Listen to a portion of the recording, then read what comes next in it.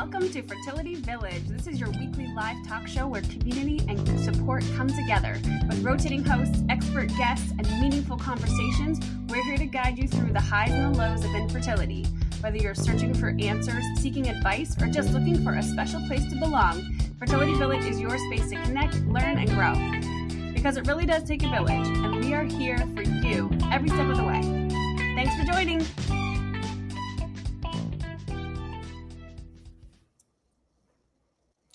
Welcome back to Fertility Village Live. I am Jess Chalk, and this is a hard week. Mother's Day is in 4 days, and for a lot of you watching tonight, this isn't a weekend you're celebrating. It's a weekend you're surviving, and it's a weekend you're hoping probably just to have over with. So tonight is exactly the conversation we need before Sunday hits. You're not alone, and we're here to help you through it. Beyond that, everyone in this podcast tonight is available to you. Message us on Instagram, DM Fertility Village to get in contact. It takes a village to get through days and weeks like this. We're talking about being childless, not by choice. What this week actually feels like and what you can do practically to protect your heart between now and Monday morning. And this one's personal for me. Mother's Day has always hit me hard. I'm child-free, not by choice. This is year 3 for me. So tonight, I'm looking forward to leaning in and learning from our guests too. Without further ado, I've got 2 amazing women with me who've been doing work to help fertility patients for a very long time. Tara Wood and Lisa Hohenadel. Lisa, I'm so sorry. I should have asked you before we started. Did I say your last name correctly? It's Hohenadel. It's okay. You said it the way it's spelled. All good. I literally sounded it out. Okay, so sorry. Tara is a business consultant and fertility advocate, an amazing human. She has 10 years in the fertility fight. She's helped lead Conceivable Dreams during the push for Ontario's IVF funding, and now she's taking some of that same fight to insurers and employers through Fertility Benefits Matters and also runs Purpose Public Relations. Lisa is a therapeutic coach, DBT trained with 15 years in the mental health field. Lisa has walked this road herself. She's the mind behind Childless, Not Less, and a program for women redefining what comes after fertility treatments end. If something tonight hits you, please message us in the chat. We will prioritize talking about that specific thing to help. You're not alone in this, and let's get into it. Mm-hmm. So to open up, I would love to just hear Tara and Lisa. I've talked about your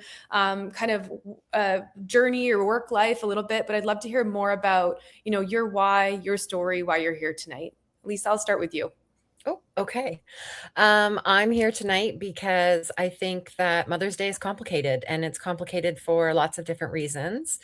For me, it's about being childless, not by choice, or child-free by choice, or not by choice. Sorry, that was a little word. I don't even know what that was. And I guess I just want to normalize the grief and the ache and the loss and the longing and the identity shifts and everything that comes with that. Absolutely. I think it's so important. And I think we touched upon this and we'll talk about it, but even the language behind childless, child-free, and we'll talk about that in a second, but I think it's so important. Mm-hmm. Tara, I'll pass over to you. I guess I would echo what Lisa said entirely of why I wanted to be here today. And then maybe a bit, if it's useful, of how I got into this space personally. My journey actually started my professional career. I work in public affairs. So I was actually hired by Conceivable Dreams to help them lobby the Ontario government for funded IVF. At that point, I was in my early 30s. I was starting to think about kids, but wasn't really aware and had no idea I would have my own infertility challenges as I started working on this advocacy component. But it just sparked such a moment in me because all of my friends and I were talking about having kids and what does that look like? And I just realized in that instant, no one is talking about this. And God, this is going back a little bit now, over a decade. So my advocacy work professionally led to me joining the board of Conceivable Dreams, led to me starting to think about families myself and realizing, all the tests showed that it was probably very unlikely I would get pregnant, and another 4 years of infertility treatments, some single, some with my now partner.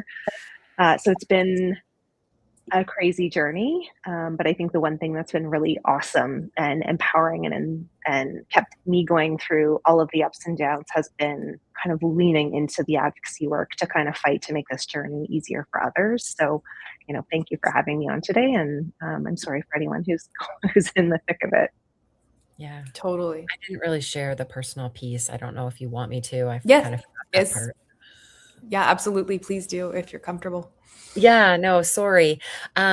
So I didn't start doing the work that I'm doing until unfortunately my fertility journey ended without a baby. And that's when I kind of was like, wait a minute, where's the support? Like there was just nothing. I felt really like isolated and abandoned and alone in trying to sort of navigate this period in my life that I wasn't expecting. It's not what I was planning for. I was planning, like Tara said, I was planning to like have babies and raise a family with alongside the friends and family I had. And so then I used the background that I had and started having conversations and getting to know people like Oasis um, and just started talking more openly about my journey online and on social media and even with friends and family. And then, started up Family Redefined with Lisa and trying to provide the kind of support that I wish was available to me when I should say when my husband and I chose to end our journey without a baby. Thank you for sharing. I think if you both are okay with this, I'd love to just talk about the first kind of Mother's Day or the first, first little while after you had made the decision to walk away and just, getting through that first phase. Because for me personally, as I think about you both talking on it, I had like a full-on identity crisis. And that first Mother's Day, the first like date of all like making a decision, there were so many dates that I will never forget that are ingrained in my head from my journey, that I was like re-grieving a bit of myself or a different process. And then also just trying to figure out in this new phase who I am. And I'd love to just dive into that a little bit together. If either one of you have thoughts or want to piggyback on that. I think I echo what you're saying, Jess, because absolutely when that first moment comes, when you kind of assumed, maybe after your first, like for me, it was after my first round of IVF. Yeah. You just had a different picture in your mind. And honestly, like I just felt guilty because I was so angry and upset and sad by all of the posts and people talking. And even like, of course I wanted to go see my mom. But also I kind of just wanted to like hide under the covers. And then I felt kind of shitty as a person because why shouldn't we celebrate other moms? But I just like, it was so hard to get out of the personal that I felt a lot of guilt because I didn't want to deal with any of it. Yeah. Yeah. Sorry, go ahead, Lisa. No, after you. I would totally agree. I remember one of my first Mother's Day after we quit treatment, we were like, had gone on a drive. We always buy our mom's flowers on Mother's Day, and we were looking for like a nursery. And, my husband had to go look at a job. He's an electrician. And so I was just waiting in the car, and some man on a motorcycle rode by me, and he was like, "Oh, happy Mother's Day." And I was like, so there's just this assumption when you see a woman that she's a mother. And I instantly felt like that anger and resentment and like, just so many feelings. Like, why do people just assume that? It's such a complicated time, right? Because of course I wanted to see my mom and I wanted to celebrate the moms in my world. And I wanted to be celebrated. 100%. I can absolutely relate to that. And I think part of that comes down to as well, the definition of mother and the mother in waiting and the mother that's had a child or a pregnancy loss that has, that wants to become a mom someday. Like there's so many different ways to celebrate you as a person. And I do think, there's an element of that needs to be considered. And we celebrated that on that last Sunday too. But outside of that too is, these almost like societal norms where we celebrate these key moments. And then there's this like, okay, what's outside of that? Like, do we like wanting to celebrate more of the career and wanting to celebrate myself on Mother's Day and wanting to have them be a part of stuff. And I've really pulled out over the last 3 years, this realization that, to focus in on the people in my life and celebrate the other things going on with them as well. And trying to like work through that in some ways on my end. And I don't know if you both have any thoughts there. I feel like there's something to discuss on that. Yeah. I think for me, I like to celebrate all the ways that I mother, for lack of a better word, even though I don't have children of my own. I love that.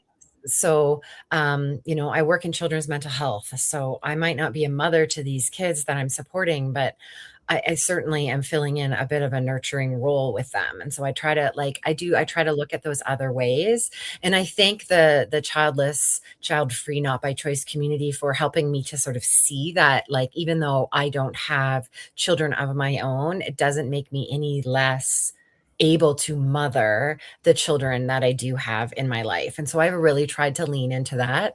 And I have definitely leaned into my dog mom status. My husband buys me a Mother's Day gift from the dogs every single year. And I love that. And Father's Day. Yeah. I mean, it's a silly, kind of corny little thing, but it's sweet. And it gives us my pets have never got me a Mother's Day present. I'm mad. Like, I've gotten some pretty nice sweaters. I honestly love that. I feel like my husband sometimes listens into these episodes with me, so I hope he's listening. So that would be awesome. Hint, yeah, hint. Yeah, exactly. I've got 2 dogs of my own. I love that. And Tara, sorry, I didn't want to cut you off if you were going to say something. Oh, I actually loved exactly what Lisa said. It wasn't until I think maybe a year or 2 ago. I do want to clarify. So my journey ended. I've been out of it for a bit. Like my last round of IVF was just before the pandemic started. What was that, like 2020? Yeah. Yeah. So I'm farther. I've got like the benefit of that time. And 2 years ago, someone made that point to me. It's still very fresh, but someone made that point of like, you don't have to bear a child to be a mom. You're a great auntie. You have all these friends. So I think that is such an important thing to lean into. But one of the things I do on Mother's Day is like, yes, I do see my mom. But I also I do something for me. Like typically I garden or I go for a bike ride. Like I just pick something that I know will raise my spirit where probably I'm not around other people. Like it's kind of like one of those, like my partner and I will go and do like a solo kind of like for us activity. More for me, because like I just don't want to see it. But I think if that's a great way on that day where you're surrounded with that stuff, like a nature walk, a bike ride, like do something where you're not going to have it in your face, but that is truly for you. Maybe that's just like watching a great movie, like whatever that is for you. And I think that's different. Like, Jess, I don't know this, but are you still in your journey? Are you still trying? No, we walked away in 2023 from our journey. Okay. Yeah. So a little bit fresh with it. Each Mother's Day gets a little bit easier, but I definitely I'll at some point in this, I'll definitely be tearing up because the emotions are still like top of my throat all the time on that. Yeah. Yeah. 100%. My journey ended, I want to say 2021. So not that long after you. So I'm also a little further along in my, and that, even with that said, though, I can remember those Mother's Days, those first few Mother's Days, or even that like Mother's Day where, the Mother's Day just before we decided to stop, right? Like, those ones are the toughest ones. The ones, yeah. 100%. In my, so I this is a little bit further along in the conversation, but I feel like this is really a good place to kind of go into. But I'd love to talk about what I call like the heart protection playbook. And Lisa, I feel like this is something that you've got on your end as well, if not the same exact words, and that's maybe where I got it from. But I think setting boundaries is often like incredibly hard. Choosing yourself in moments where you're just trying to feel like you're surviving, trying to convey feeling like, for me, and I'm assuming for so many others and even yourselves that are listening in, it's not just the day of Mother's Day, it's the week leading up. It's the like what ifs that I'm anticipating across the board. It is sometimes all consuming. And those boundaries are really hard to make, really hard to choose what to set, to figure out what are the boundaries or the triggers for yourself. I'd love to talk about this a little bit. Stories that have worked for you, anything and everything, just to help me, the audience, everyone else listening, kind of get through this next 4 days. Yeah, so I agree. Boundaries are the most difficult, especially with those people that we love, because we walk that fine line of wanting to maintain those relationships and not want to hurt anybody's feelings. But we often do that. I find that we, like our community, often does that to the detriment of our own sort of mental health and our own feelings. Like we put those on the back burner and we put everybody else's on the front. And so I think we have to make a really conscious decision to flip those. And that doesn't mean that we aren't celebrating the mothers in our lives, that we're not happy for those people that were able to have children. It just means that we are also reserving a big chunk of our energy and our heart to hold on to our own pain and grief. And what I often will say to women that I am talking to about this particular topic is that we are allowed to feel happy for other people and sad for ourselves at the same time. And so I think even just saying that to yourselves, giving yourself permission to have both of those feelings at the same time, it can help sometimes with those feelings of guilt and shame that often come out, right? Because we want to celebrate the moms in our world, and we want to be sad that we're not also in their shoes. And we can do both of those things. So I think it's really a matter of like, as that day is coming up, like the week before, 2 weeks before, you start thinking about, like, I loved all of Tara's ideas of like, what do I need to do for me that day? What's going to fill my cup that day?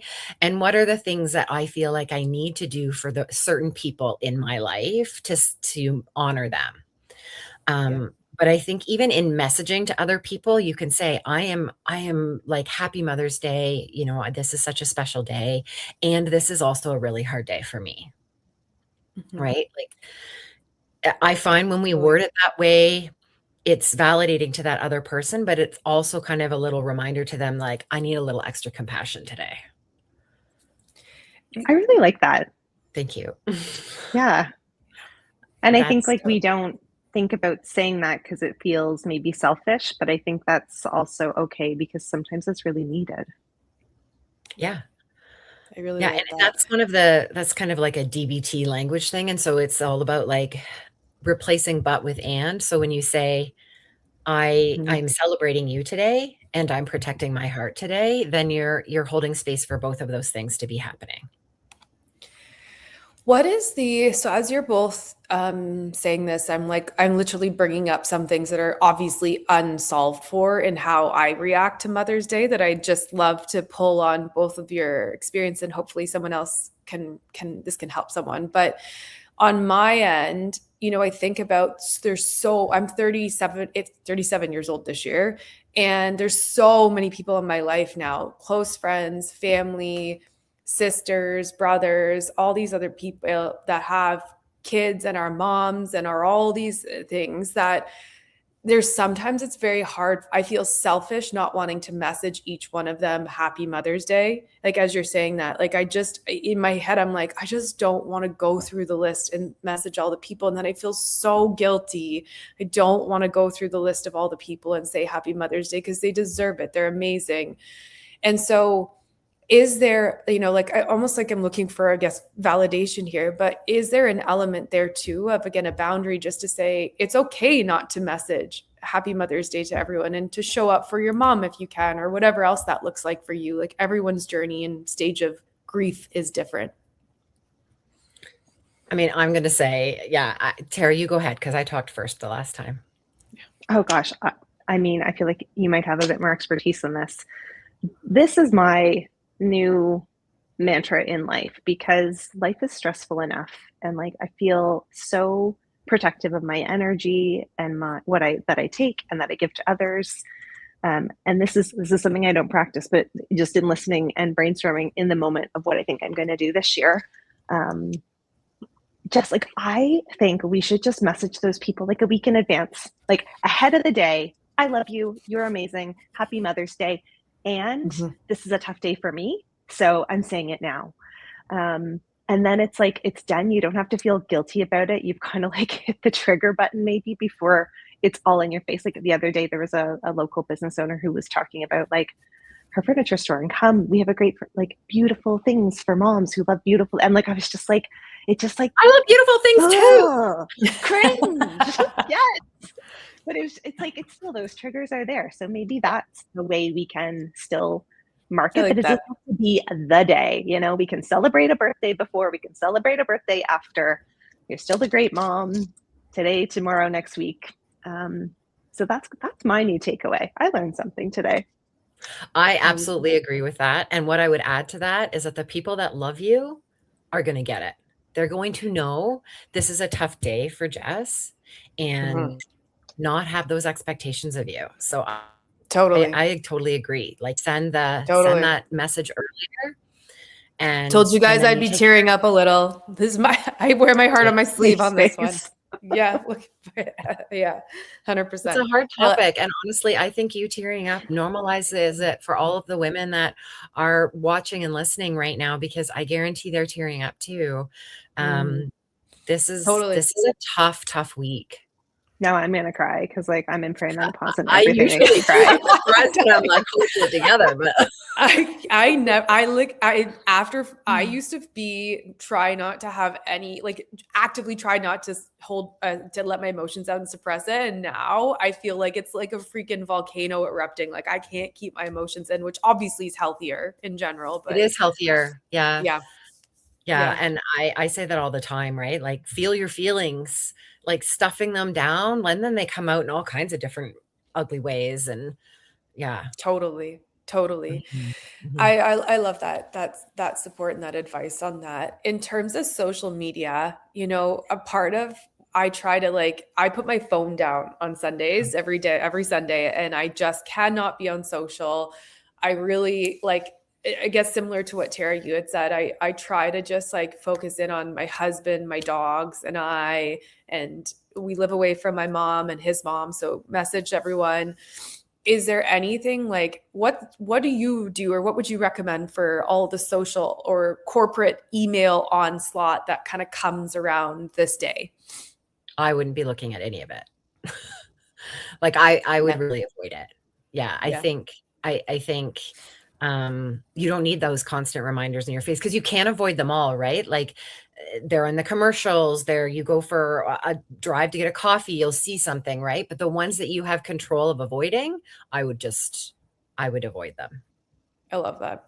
I really like these two sorry, go ahead, Tara. Go ahead. No, I was just the only way to avoid it on social media is literally to turn it off for the weekend. Because how it's just everywhere. It's back to school. Back to school day is also one of those days I just can't look at my phone.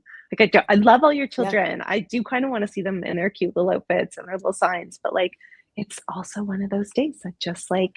I don't want to see it. Yeah.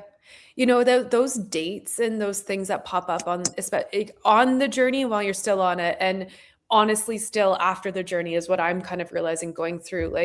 There's so many dates that I have that are triggers, either because society wise it's a journey I won't ever experience myself or be on, or it brings me right back to some form of grief in the moment. And I've tried across all of those to choose my husband, do something that brings us joy. So I love Tara reaffirming that ritual aspect of it too.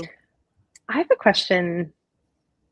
Again, I'm not an expert. I'm in this with you guys, but we think about setting boundaries on this day and trying to have some ownership, because we don't have to just buy into what is typically done because that's the way it's typically done. And if that boundary is, telling people what you need on that day, or I'm wishing you a happy Mother's Day a week in advance because I don't want to touch the day.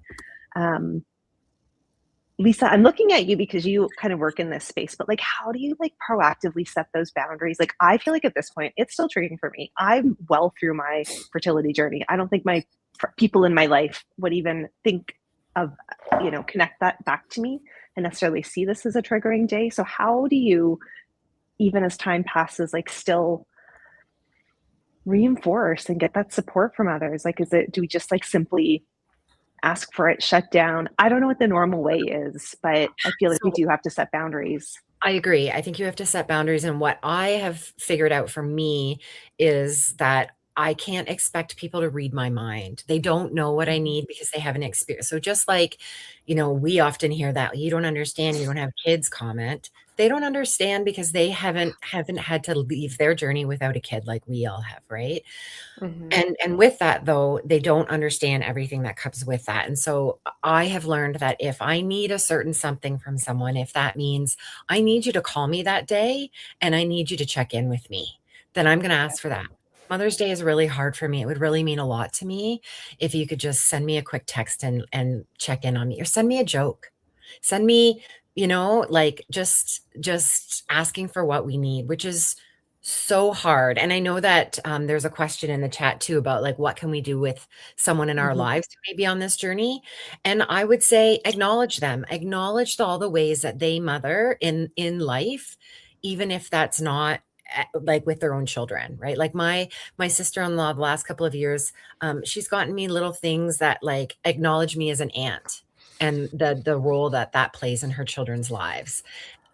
That's where I'm going to tear up. Like, those things mean the world to me because I'm seeing somebody who I love, like, value me, for that role that I didn't get to play out. And so I think it's honestly, it's acknowledgement. It's providing that extra bit of compassion and saying, hey, like, this day must be really hard for you. Is there anything I can do for you today?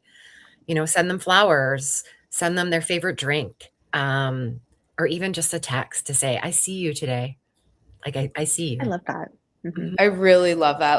I'm tearing up again over here. The aunt side of things got me too. It's like my sister's been amazing for that. And I cannot tell you how, like, she's created such a safe place for me emotionally in that moment and with her. And it's been so helpful as she goes on to have her kids and all of the other stuff, to feel like the words I'm seeing, I think, are so important. I agree. And the acknowledgement of it. Yeah. I think that's one of the most powerful things that someone could say to someone in our position, like in this coming week, is I see you. I see you. And I see that this can be painful for you. And then if it's not, then we have the option to be like, you know what, I'm doing okay. Most likely none of us are. Like, it's, it's always going to be a day that carries a little bit of grief. 100%. Tara, I don't know if you want to add anything there. No pressure. Just didn't want to talk over you. No, just kind of absorbing. Like, it's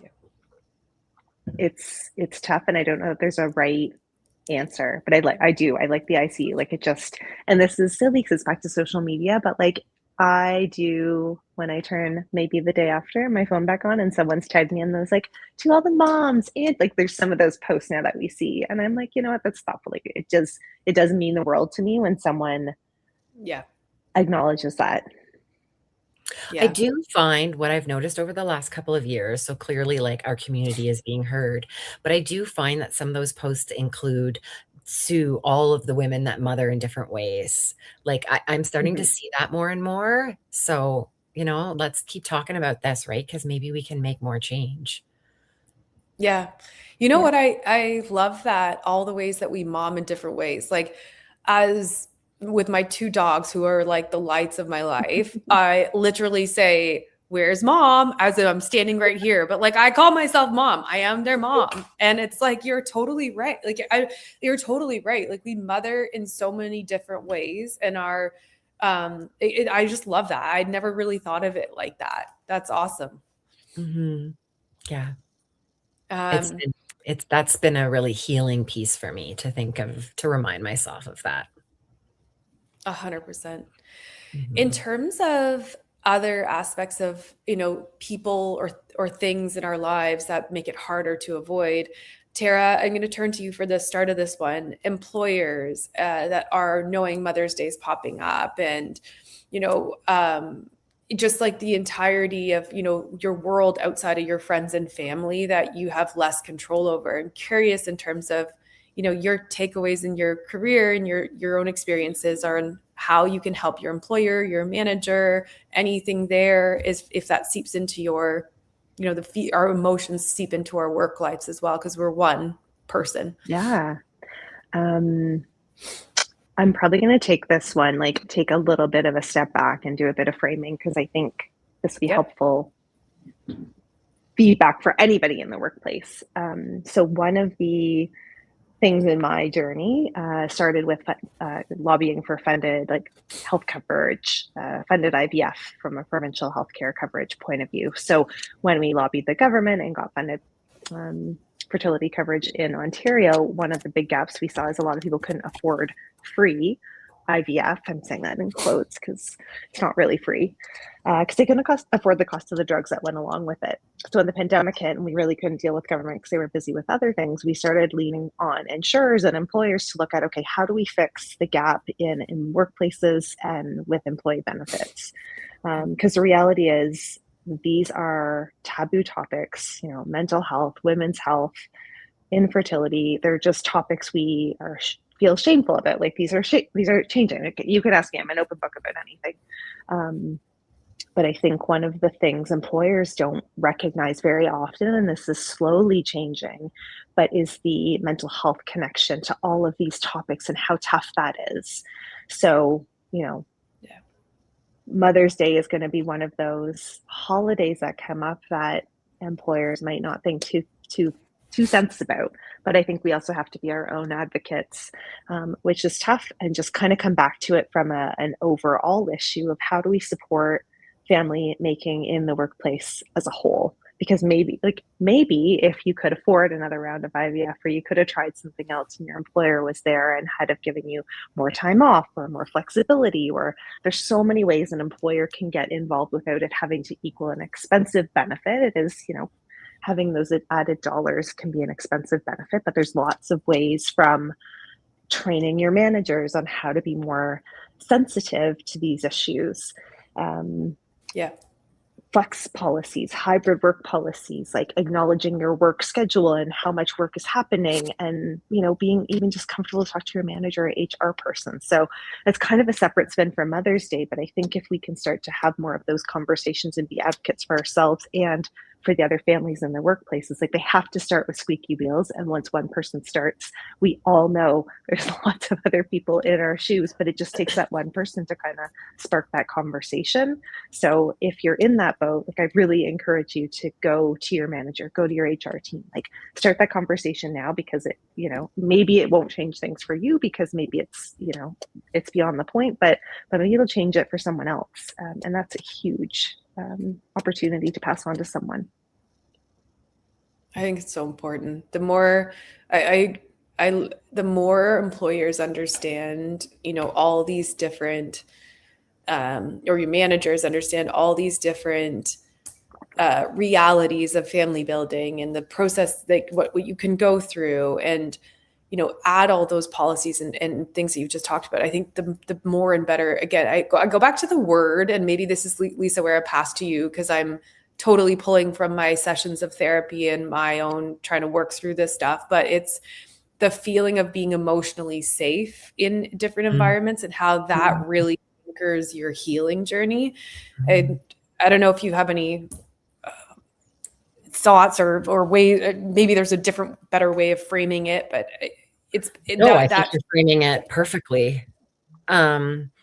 I love what you said, Tara, and it's funny because I went to my manager. So my manager has since retired, but my manager that I had when I was going through IVF was incredibly supportive.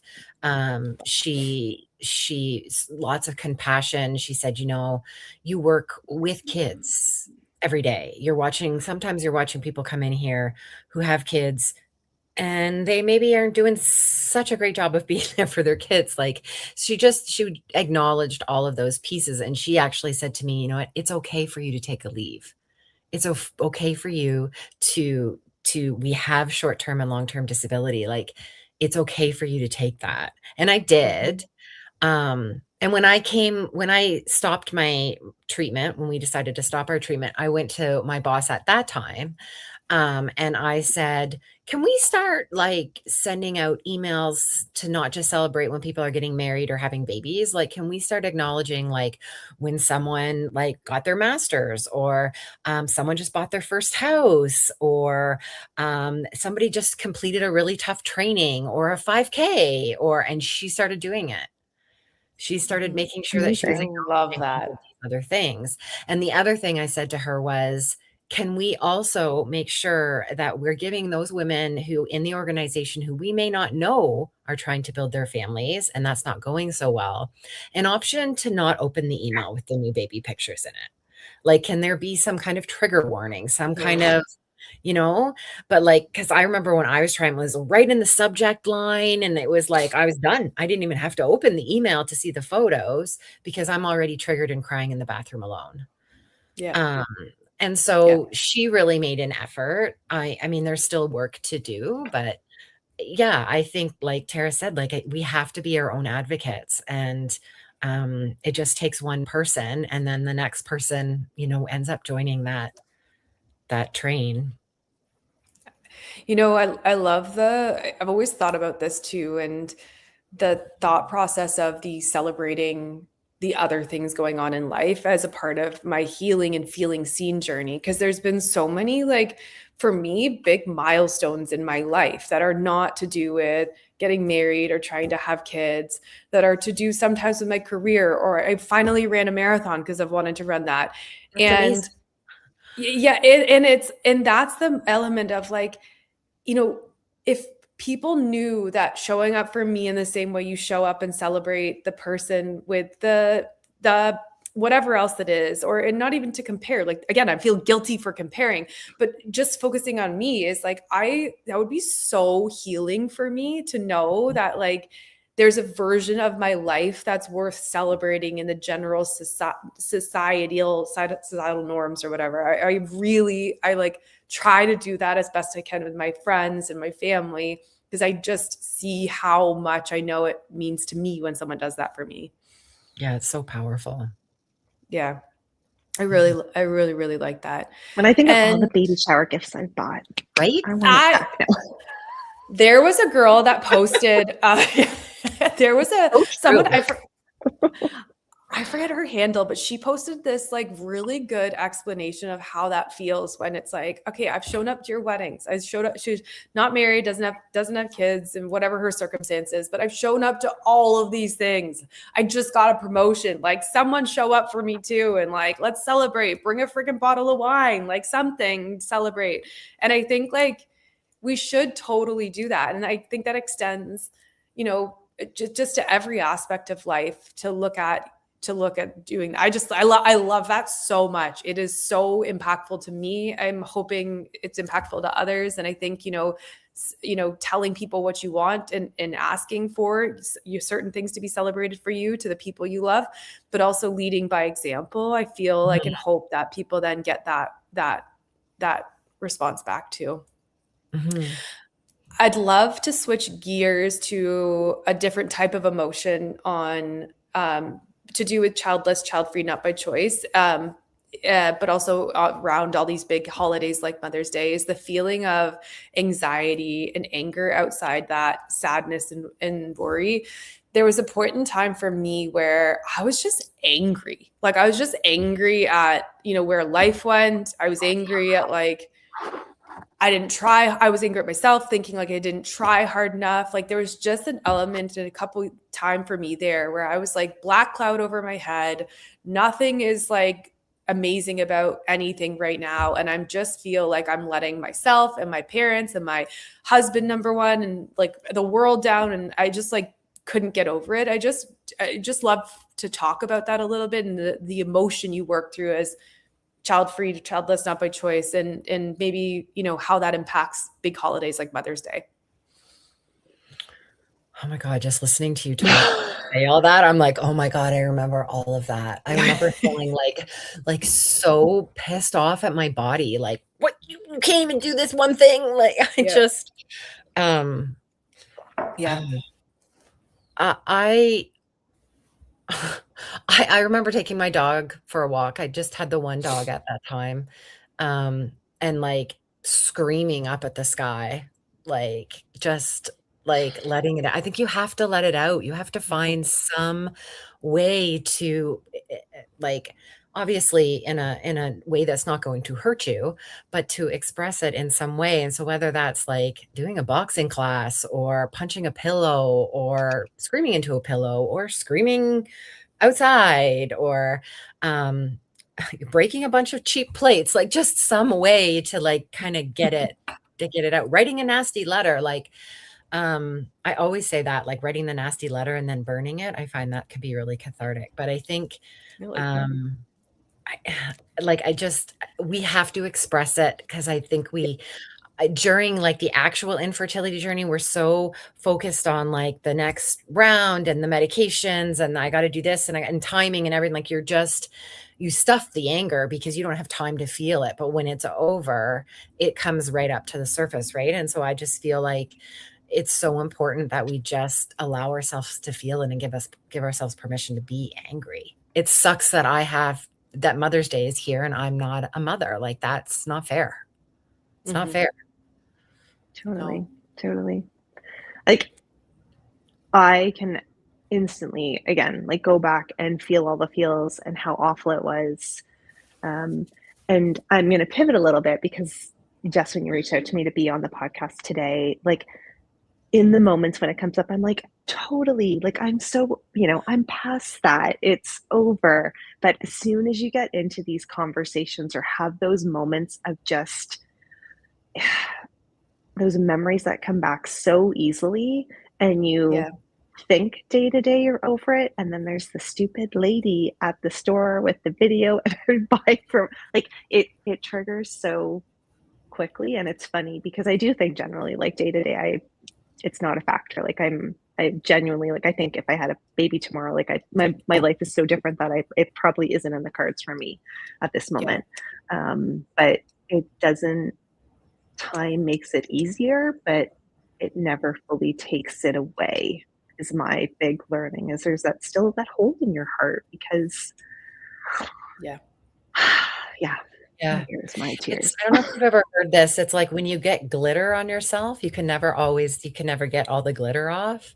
Yeah. That's what grief is, right? Like, yeah, I Mhm. agree. It's something that we will always carry for the rest of our lives. So I think it's also that like, I don't want to say accepting because I don't think that I will ever truly accept the fact that I wasn't able to have children. But I have learned to live around it or like grow around that. Yeah. Um, and yeah, just I don't know, like it's like you said, it's always kind of gonna be there. And I just saying that and acknowledging that is really powerful in itself. I'm just like I'm Yeah. imagining the person, sorry, to like No, who go. if one of us was here like in the moment, in the thick of it, and how different, their response would look like in this moment. I just like if that's you, like I give you such a big hug and have all the feels and be angry and do whatever you need to get through this moment because it is a moment and it will pass, but it doesn't mean it's not any less valid. And you don't owe anybody anything, right? Like you don't owe anybody anything. You're allowed to just make yourself the center of attention that day.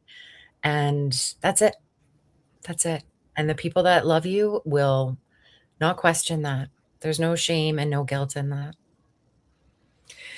Have you, either of you, ever had to grieve a relationship that just didn't survive's almost the wrong word for this, but that just didn't make it through your fertility journey or your journey, even your healing journey after fertility treatments? And I maybe not directly related to Mother's Day, but we're kind of going down pulling up all the aspects of grief that show up on holidays like this. And that's definitely one for me that for one reason or another, like how I looked at friendships changed a little bit. How I showed up for other people has changed. How I've put boundaries up and said, you know what, my circle is going to get a little bit smaller and more intentional for those that, were able to sit in my grief with me. So I just curious if you either of you have experienced that, how you've moved through that, how days like the big days kind of pop up, or these things pop up on those days. I mean, I think it's impossible to go through this journey without having some relationships change. I think I was lucky in the sense that I don't feel like I had to like give up any relationships. There were certainly points in my journey where there were like moments where a misunderstanding happened. And so misunderstanding is probably putting it lightly. Like there was some falling outs, but we came back at the end and we were able to repair afterwards that were very painful. There were some really insensitive comments made that were very difficult especially from people that we, were very close to us, that we, love and we know loved us, but they were making these horribly insensitive comments. But like I said, most of those we were able to kind of come back and repair. But I would say that, certainly there are some friendships that I may have continued to be closer to still if I had had a child, and I'm probably not as close to them as I would be because I didn't have kids. So I guess I have maybe created some distance without even actually realizing it until you asked me that question. And I had to really think about it. But I'm not sure that I'm answering the question because I don't know that I had one that you know what I mean? So yeah, no. That's Tara. I don't know if you have any feedback on that. It's funny. I love that question. You think about it. And my answer, I think, would be very much like Lisa's. Definitely moments of comments that were I felt insensitive. In fact, one person, like my sister, was one of the most supportive people through all of this for me. But at one point, she made the comment, like, "You're not a mom. You wouldn't understand." And it to this day, cut like a knife. And I know she loves me to death and she supports me and was there through it all. But oh, that one hurt. And I still hang on to that one a little bit. Yeah. And I never, so this is my advice, I think, looking back on those comments and those people who love you and are still in your life, but maybe your relationship is a little bit different because of those. I would say maybe not in the moment, but afterwards, address it, because I still hold hurt from some of those comments with people. And there's just that bit of a chip or an edge, and that, that little bit more of protection around your heart because it's been said. So if you're in those shoes, don't let it linger if it's someone you love and really feel it's worth the value, because if it is, they will want to know. That's true. We don't have to be tough. Yeah, because when you share that, I like my brother and my sister-in-law, who I would agree was one of the biggest supports for me. There was a moment that she told me I took joy from her pregnancy away from her because I set the boundary of please don't send me the updates on where you are in your pregnancy, because I just had a miscarriage and not been able to get pregnant again. So this is really hard for me. And then they were talking about going on their maternity and paternity leave. And I was like, I can't hear this right now, guys. I'm excited for you, but I can't hear this. And I was stripped from one down to the next because I put these boundaries in. And with that said, she was able to come back a few months later, and she didn't I stopped talking to her about things because again, like you, I didn't feel like I could trust. I didn't feel like it was somewhere I could go with it anymore. And then I ended up saying it by accident one day, something about going through IVF, and she started to cry and said, I'm sorry. She said she was sorry. And she was going through some postpartum, which I didn't realize at the time. And she didn't understand what I was going through. And so, even when I guess my point to sharing this is that even when it's painful and it maybe doesn't end the way that you want it to be, after you've set that boundary, it doesn't mean that relationship's broken and there's not any hope for it. because I would say that my husband and I are closer to my sister-in-law, my brother, than we were even before that, which was very close because we've come full circle. I really like that.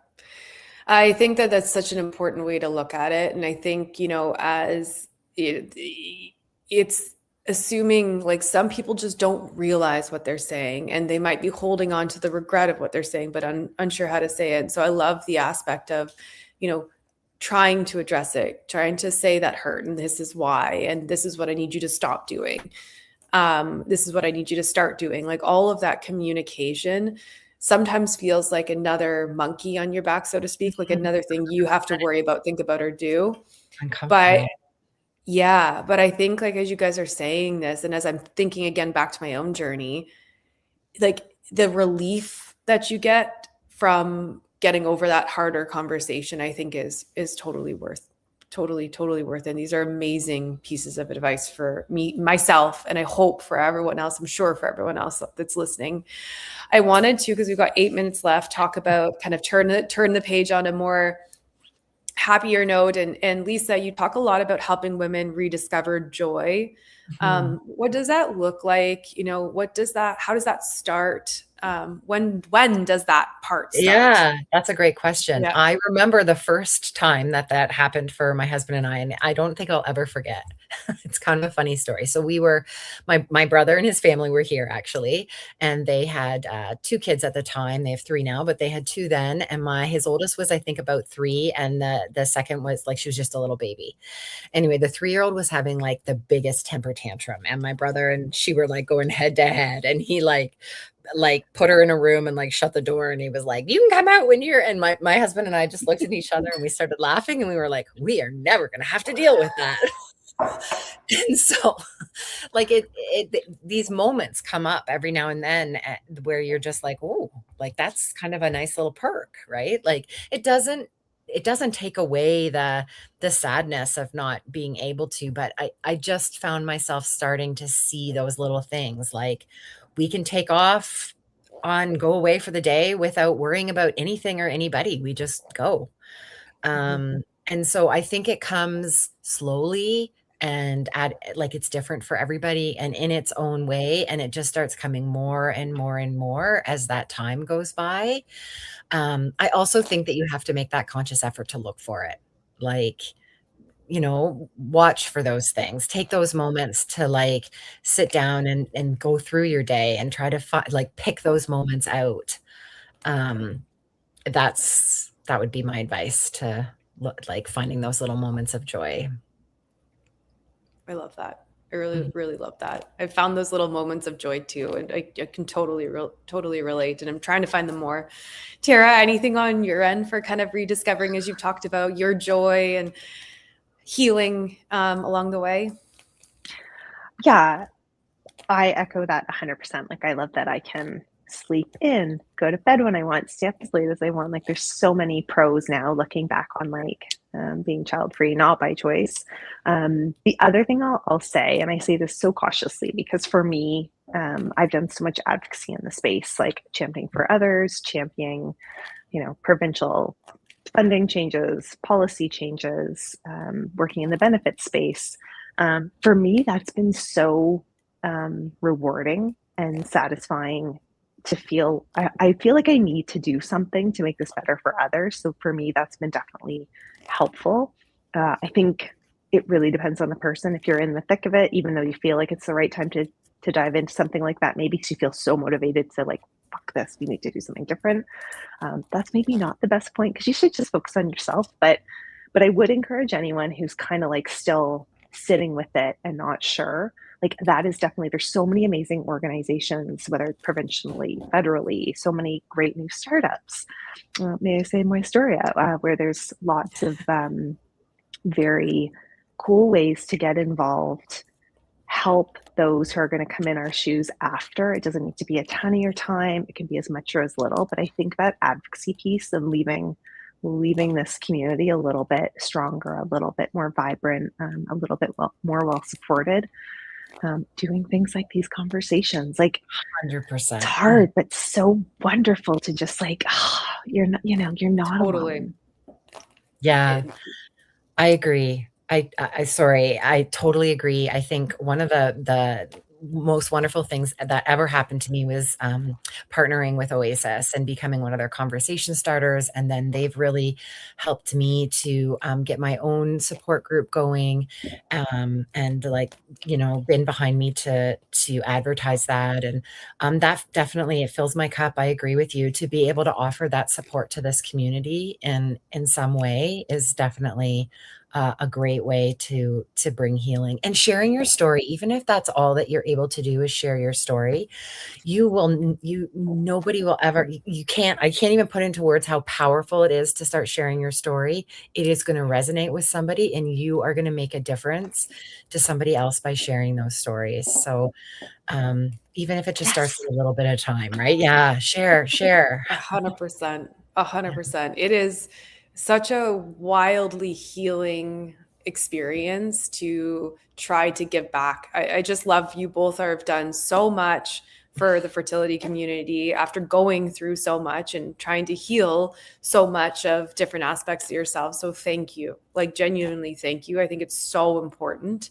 We have 3 minutes, and I really just want to, for someone watching who's going through that really quiet grief in this community, someone that's bracing for Sunday, is there one sentence or a couple words that each of you would give that person to, help them get through the week and the day? Mine is going to be you do not owe anything to anyone. Do something for you and just do you. That's it. Love that. Love that. I love that too. I'm going to say that healing looks different for everyone, and it is still possible. I love that too. I love that too. You guys have helped me through I was going to be sharing my journey, but again, you don't realize all the things that pop up randomly that you still need to work through. So I cannot thank you both enough for joining us tonight. You guys are amazing. I echo for myself. Please feel free to reach out to me, anyone watching this, if you need some support. But I'm sure Lisa and Tara, your DMs and you're open to helping however and whoever is listening and needs the support. Yes, thank you for this 100%. opportunity. It's been a lovely conversation on a hard topic. Likewise. Hugely. Yeah. Thank you so much, both. Take care, everyone, and I hope you get through the week as best as you can.